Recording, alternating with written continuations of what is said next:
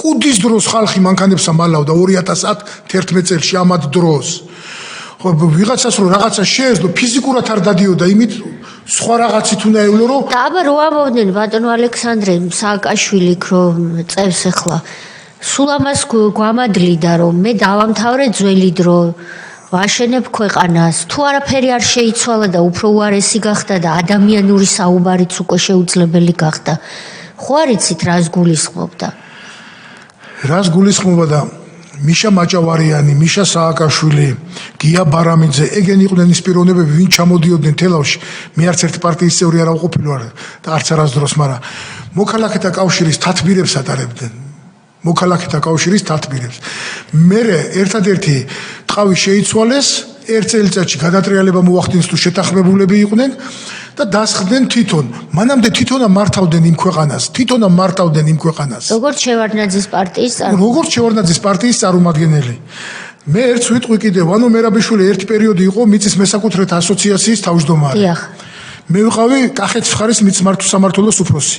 USAID-ის პროექტი რო დაიწყო, ქალტონთია თუ გახსოვთ, აი შევარდნაძის ხელმოწერით საკუთრების მოწმობები ეკიდებოდა. ერთი ნაკვეთი ღირდა $1, როგორ მახსოვს. ჩამოვიდა ჯგუფი, რომელსაც არაფრის გაგებაში არ იყო. და ამ ნაკვეთებს ჩეხავდნენ, ჭრიდნენ, რომ რაც მეტი $1 იქნებოდა უკეთესი. და ფულს ხელზე ატანდნენ და იქიდან ორჯერ ჩემთან პირადად აქ ვანო მერაბიშვილის დარეკილი, რომ შესრულებული სამუშაოს 20% ქეშის სახით უკან უნდა წამოსულიყო. ქეშის სახით.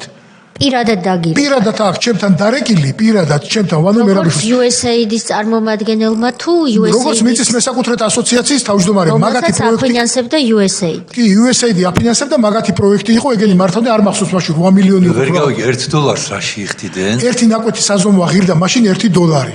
დღეში 100 ნაკვეთი რო გაკეთებულიყო, სიტყვაზე ვიძახი, $100 იყო, 500 ნაკვეთი $500 იყო. და ამაზე ხალხი მუშაობდა, ვისაც ხელფასი უნდა აეღო და მე ის რაც ხელფასი უნდა მიეღო, იმაზე აკლდებოდა გაწეული სამუშაოს 20% და ის 20% უკან მიდიოდა თვითონვე მიქონდათ ის ვინც შემსრულებელი იყო ამ სამუშაოს. აი უბრალოდ იმას ვყვები რომ ისინი ვინც დამანგრევლები იყვნენ, მე მოვიდნენ როგორც ქვეყნის მხსნელები. აი ბოდი შედი. 20% შეიძლება ვიღაცამ გაიგოს, რომ ეს არის რაღაცის საშემოსავლო გადასახადი. არა. ხელზე ჩვეულებრივ. არავით არის საბუთი. ასაც რუსულ სიტყვას ათკაც ეძახიან. კი, ზუსტად მასე იყო. ანუ მერაბიშვილი NGO-შნიკი უხეშად რო ვთქვათ, რომელიც ფინანსდება USAID-ის მიერ. დიახ. და ვითომ მიწებს არეგისტრირებს, იმიტომ რომ ჩვენ ბევრი ვართ ამოწევის პარლამენტში და მათ შორის მეც ვიგულისხმები, ვინც ძალიან კარგად ვიცით რა პრობლემები დახვდა ქართულ ოცნებას მიწის რეგისტრაციის მიმართულებით. აბსოლუტური ქაოსი და ფენა პრობლემები და ერთ-ერთი ფენა იყო სწორედ ის ხელმოწერილი მოწმობები, რომლებიც ზოგ შემთხვევაში და ზოგ რეგიონში ისე იყო გაცემული, რომ ის რომ აღსრულებულიყო, ქვეყანა დღეს დაშლილი იქნებოდა.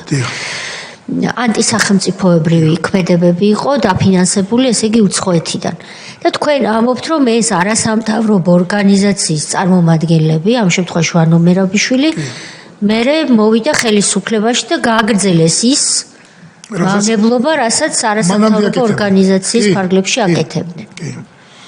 ამიტომ თქვენ არ თვლით, რომ რეალურად ახალი ხელისუფლება მოვიდა? არავითარი ახალი ხელისუფლება არ იყო, უბრალოდ შეთანხმებული გადატრიალება მოხდა და